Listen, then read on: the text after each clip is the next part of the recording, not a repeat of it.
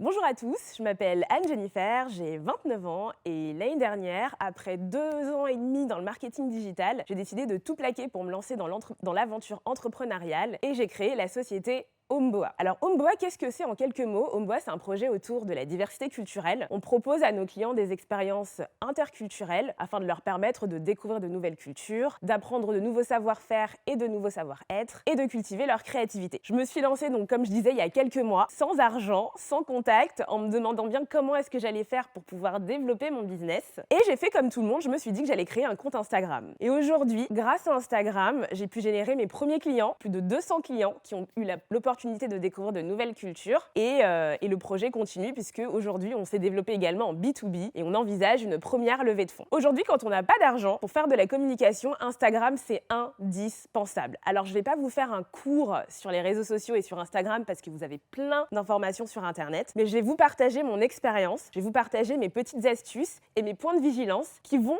je l'espère, vous permettre vous aussi de générer du chiffre d'affaires grâce à Instagram sans dépenser des milliers et des cents. Alors, la première étape, forcément, quand on commence, c'est de se créer un compte Instagram. Que vous soyez en B2B ou en B2C, pour moi, c'est totalement essentiel parce que j'ai vu des business en B2B générer des leads et du trafic grâce à Instagram. Et le B2C, je vous apprends rien du tout, c'est indispensable parce qu'aujourd'hui, Instagram, c'est 80 millions d'utilisateurs et vous ne pouvez pas passer à côté. Alors, aujourd'hui, je vais vous partager 3 grandes astuces qui vont vous permettre de générer du chiffre d'affaires et des clients qualifiés sur Instagram. Le premier, ça va être les points de vigilance et les avantages d'Instagram. Donc, je pense que les avantages, tout le monde connaît, mais il y a quelques points de vigilance à bien prendre en considération si vous voulez vous lancer sur ce réseau social. Le deuxième point, ça va être comment définir sa cible. Aujourd'hui, Instagram, comme je vous expliquais, il y a énormément de gens et l'idée, c'est de ne pas viser tout le monde, mais de viser vraiment votre potentiel client. Et je vais vous expliquer, moi, comment j'ai fait pour trouver ma cible parfaite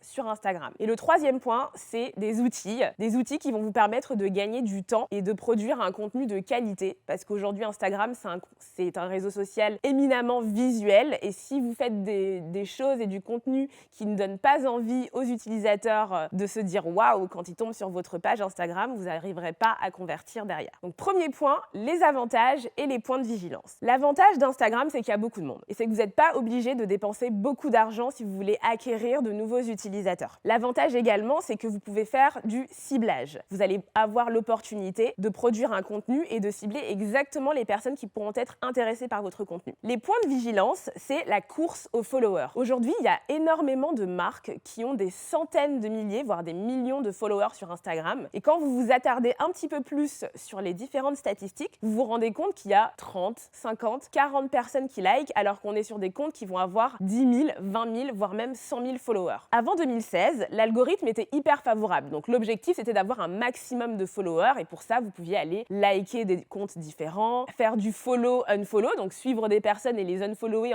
en espérant que ces personnes vous follow en retour. Et du coup, ça vous permettait d'augmenter très rapidement votre compte Instagram. Et quand de nouveaux utilisateurs se connectaient à votre page et qui voyaient que vous aviez 10 000, 20 000, 30 000 followers, c'était super. Depuis 2016, l'algorithme Instagram a totalement changé. Et ce qui est hyper important, ça va être ce qu'on appelle le taux d'engagement. Alors, l'erreur à ne surtout pas faire, c'est d'utiliser ce qu'on appelle des bots, des robots, qui vont venir automatiser ce processus de liker et de follower un maximum de personnes. Pourquoi? Parce que votre taux d'engagement va être dégueulasse, désolée de m'exprimer ainsi.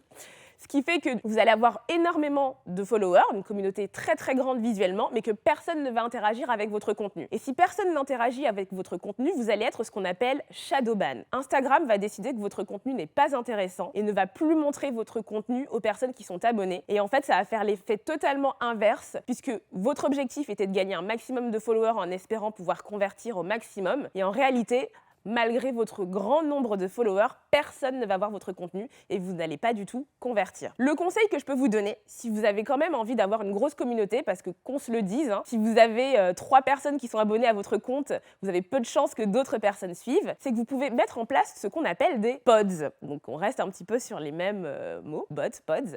Les pods, qu'est-ce que c'est? Ça va être des groupes de personnes qui sont dans le même univers que vous et avec qui vous allez pouvoir interagir et leur demander d'aller liker vos posts. poste. Je vous donne un exemple très simple. Vous êtes dans la mode, vous faites des vêtements upcyclés, donc vous allez identifier des influenceurs ou même d'autres marques qui font également des vêtements upcyclés. Vous allez vous créer un petit groupe sur WhatsApp par exemple, et l'objectif en fait c'est qu'à chaque fois qu'une des personnes de ce groupe poste du nouveau contenu, et ben de l'autre côté, tous les membres du groupe vont aller liker et commenter. Donc les commentaires vont être hyper authentiques, ce sera pas juste des smileys pouces. L'idée c'est de pouvoir commenter des choses très pertinentes. J'adore cette nouvelle collection. Ah, c'est sympa d'avoir pensé à mettre du jean à cet endroit-là. Et ces personnes vont aller liker également, potentiellement enregistrer. Et en fait, tout ça, ça va faire en sorte que l'algorithme va comprendre que le contenu que vous venez de poster est pertinent pour les utilisateurs et ça va faire en sorte en fait que ce contenu soit montré à un maximum de personnes. Quand on poste sur Instagram,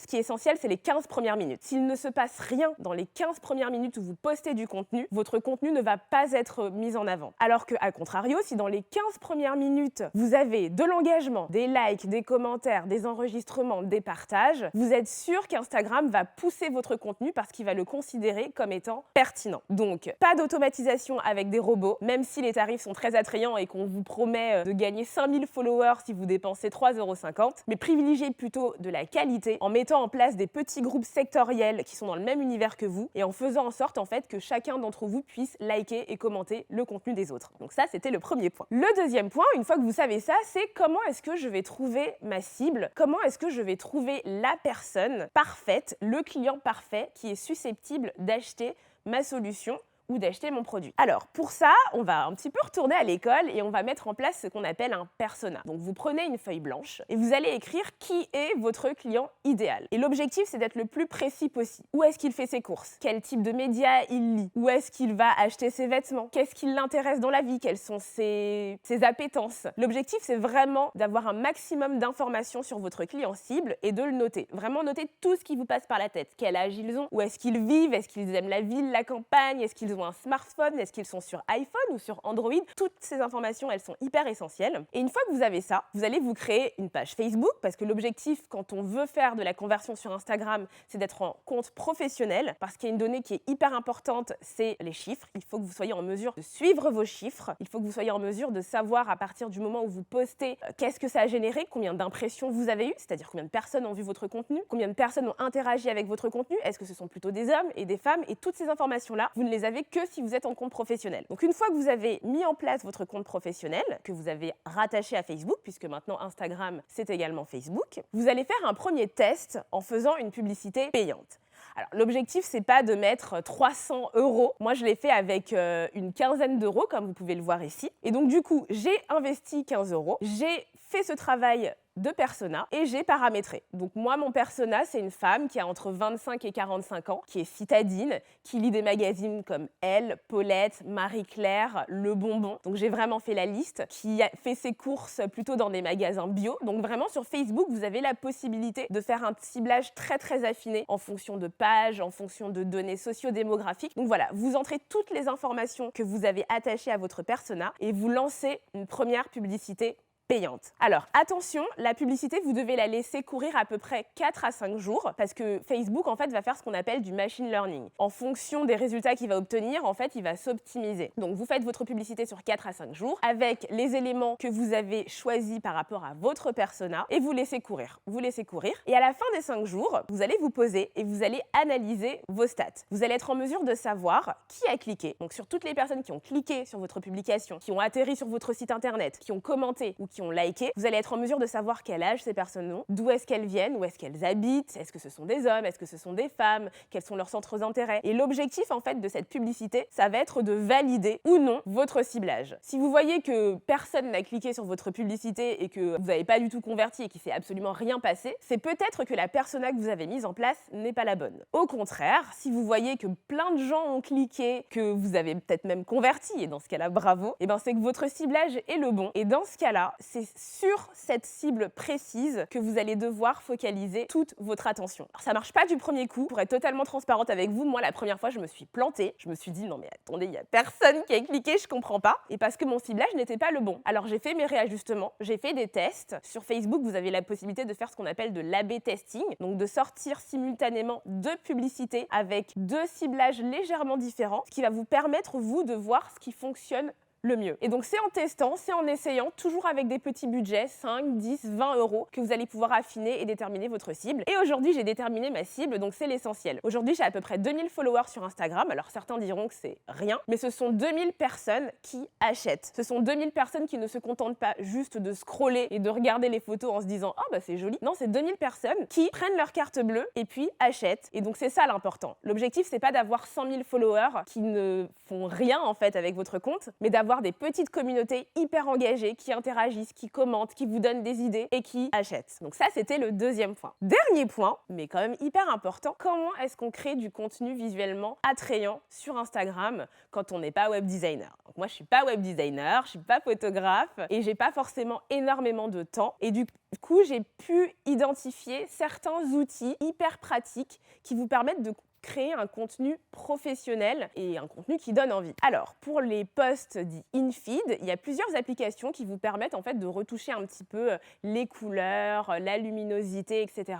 N'utilisez surtout pas les filtres Instagram parce qu'ils sont moche. Donc vous avez par exemple VS Code. VS Code, c'est une application qui vous permet en fait d'appliquer des filtres sur vos photos, de changer la luminosité, de changer la température et de faire en sorte en fait que votre photo soit beaucoup plus jolie à regarder. Vous avez également une application qui s'appelle Over. C'est une application payante qui coûte à peu près 40 € par an, mais franchement ça vaut le coup. Ça vous permet de mettre des écritures, ça vous permet de mettre des petits scotch, de faire des montages et de rendre votre contenu hyper ludique, hyper sympa. Vous avez Canva, qu'on présente plus, qui vous permet de faire à la fois des posts et des stories avec des modèles infinis. Vous pouvez faire des carrés, des ronds, faire des montages, faire des superpositions, mettre des stickers. L'objectif, c'est vraiment de vous démarquer. Ensuite, maintenant que je vous ai donné ces différentes applications, il y a une chose que vous devez garder en tête, c'est que les personnes qui ne connaissent pas votre compte Instagram, la première chose qu'ils vont voir quand ils vont tomber sur votre feed, c'est toutes ces photos qui apparaissent. Et il faut que visuellement, ce soit très agréable à regarder. Et c'est pour ça que je vous parle d'applications comme VS Code Cam, parce qu'il faut qu'en fait, quand les personnes regardent votre feed Instagram, il y ait ce qu'on appelle une cohérence, une uniformité. Et moi, ce que je vous recommande pour avoir cette cohérence et cette uniformité, c'est de choisir soit une couleur ou soit un élément que vous allez retrouver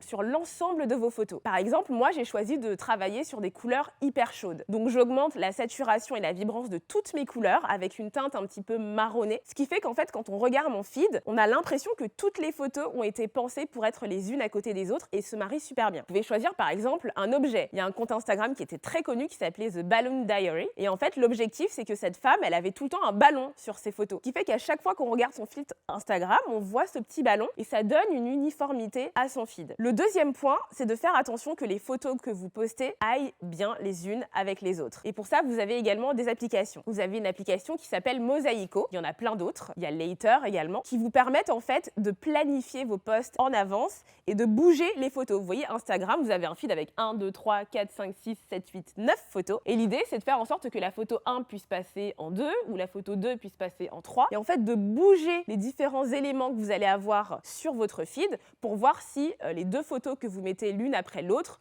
vont bien les unes avec les autres. Donc ça, c'est Later ou Mosaico qui permet de faire ça. Enfin, pour les stories, vous avez également plein d'outils qui vous permettent d'avoir des stories hyper attrayantes. Je vous ai cité VS Code Cam, je vous ai cité Over, je vous ai cité Canva, il y a également Unfold, il y a vraiment plein d'outils, je vous laisserai aller regarder, vous tapez Story Instagram sur Apple Store ou sur Google Shop et vous allez forcément trouver. Mais pour les stories, qu'il faut que vous gardiez en tête, c'est qu'il faut au maximum utiliser les outils qui vous sont fournis par Instagram. Les stickers, les gifs, la petite ligne qui vous permet de mettre une jauge, poser des questions, les sondages, tous ces éléments-là, si Instagram vous les met à disposition, c'est qu'ils fonctionnent. Et ce qui est hyper intéressant, c'est que ces différents éléments, ils permettent de créer de l'interaction entre vous et votre communauté. Je vais vous donner un exemple hyper concret. Nous, on a mis en place ce qu'on appelle le quiz du mercredi. Donc, tous les mercredis, on donne rendez-vous à notre communauté sur Instagram en story et on leur permet de participer à un quiz. Alors, au début, il y avait 3 personnes qui participaient. Globalement, c'était